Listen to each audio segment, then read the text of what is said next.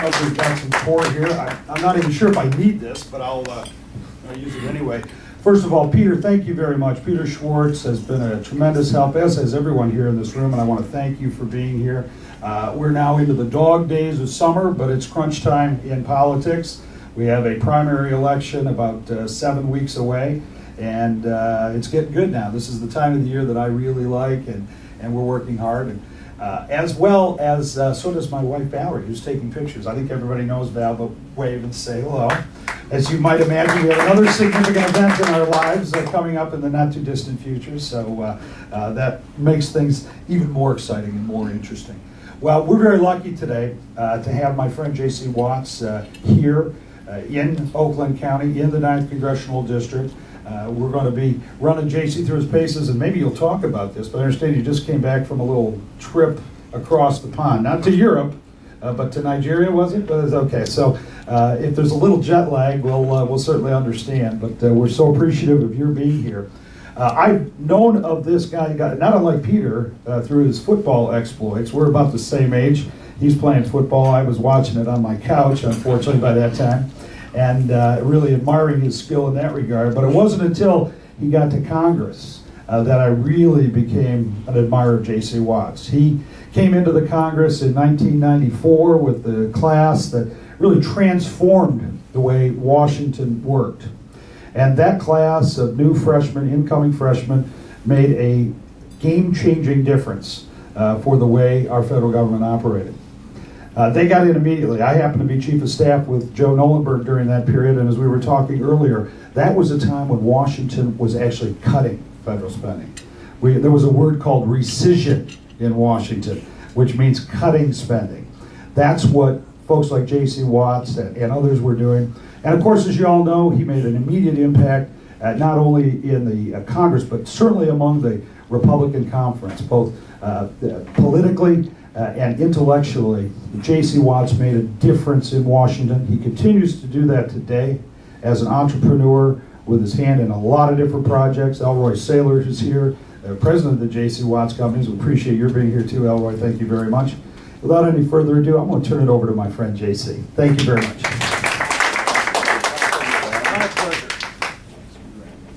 Paul, thank you for thinking enough of me to extend an invitation for me to come and be with you and your bride this morning, and to see some old friends and Mr. McLemore and to a couple others, and to make some new friends. And I've gotten a chance to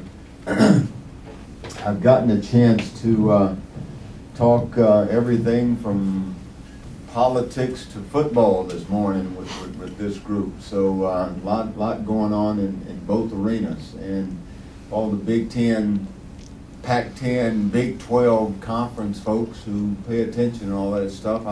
I went to bed over the weekend thinking that we were going to be traveling to California and Oregon and Washington as Oklahoma fans trying to see football games, and got in last night, and all that had been quashed, and none of it's going to happen. We're going to stay where we are. So Big Ten getting a new teammate, and Nebraska Cornhuskers. Excited about that. So lot going on, but never as interesting as politics. I left Congress after the 2002 cycle. I said I was going to serve for 6 years. I ended up serving for 8. But after 8 years, I thought it was time to go home and kind of get to know my family again and reintroduce myself to my kids. And now I've got 2 kids in college, a daughter that just finished her 2nd year at the University of Oklahoma, a son that just finished his freshman year at the University of Tulsa. And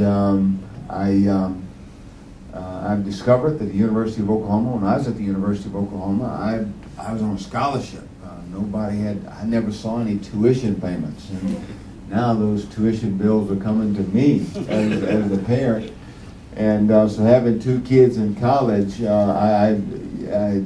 Paul and Elroy and Andy will be aware of this, will know this. When I was in Congress, I led an initiative to get Republicans more involved with historical black colleges and universities.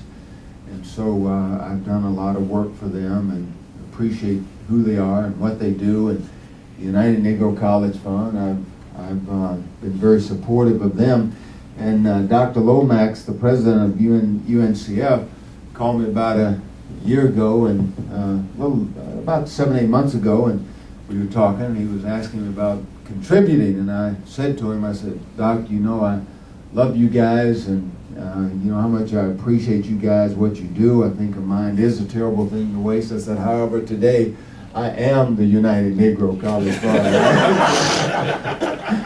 So, but anyway, we hope to be out of that business in about 3-4 more years, and then I guess it's on the grandkids then. But I've kind of enjoyed my time being away from politics and getting a little bit of my life back and making memories with grandkids. When I left Congress, 7.5 years ago, I had about that much left in my cup. I was frustrated, I was disillusioned, and I was as disillusioned and frustrated with, and over the last 6 years, I've become as disillusioned and frustrated with Republicans, not as much with Republicans as I was with the Democrats. And you know, people have tried to say that where we are today, they pointed to the Obama administration, and you've had some of the mainstream press that has said that we see all this consternation in the country and all the ugliness of politics and the Tea Party movement and all the people being engaged today. That's all because of President Obama. And friends, I totally disagree with that, and I'm going to make a case to you as to why I disagree with that. The last 2.5 years of the Bush administration, people thought Republicans were spending like drunken sailors. Our guys were going to jail. Arrogance had set in with some of our administration officials that you wouldn't believe. And people were their consternation was growing about the last 2.5 years of the Bush administration. 2006, President Obama thought, or in 2006, we lost our majority. 2008, President Obama gets elected, and he made one mistake. He thought that about 35%, he failed to recognize that about 35% of his vote, they were not voting for him. They were voting against us. And he thought he had a mandate. And literally, I kind of thought that, as President Bush said, elections have consequences. And I felt like we were going to see the country take a turn to the left. But friends, I had no clue that it would be turbocharged the way this administration has done it over the last 18 months. I mean, they have run to the left as quickly as one can possibly run, and literally in 18 months' time, we are looking at an America that literally, if you're honest and using any fair and reasonable standard, you'd have to wake up every morning and look at the paper and look at the news and look at what's going on in Washington and say, this is not the America we signed up for. This is not this is not what we want it to be. This is not the America we want to pass on to our kids and our grandkids. I mean, cap and trade and government-run health care and I mean on and on and on, taxes, and we're literally in 4 years' time, if we would have had everything pass as